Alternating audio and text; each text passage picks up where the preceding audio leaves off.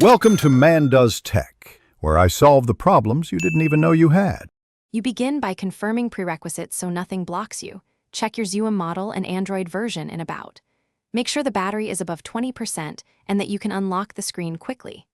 Now open Settings and navigate to About Phone or System About. This is where the build number lives. Why now?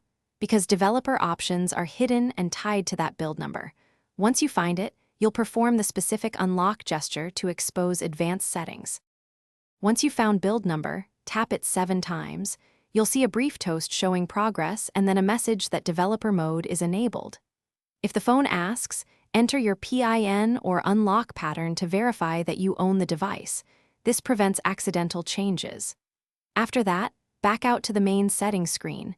Typically, developer options appears inside System or Advanced. You're doing this to access USB debugging and other controls that are disabled by default for safety. Now open Developer Options and flip the master toggle at the top to on. This makes individual settings available. Scroll to find USB debugging and enable it, then accept the security prompt that appears when you connect to a computer. That authorizes ADB connections. Make sure to only accept trusted machines.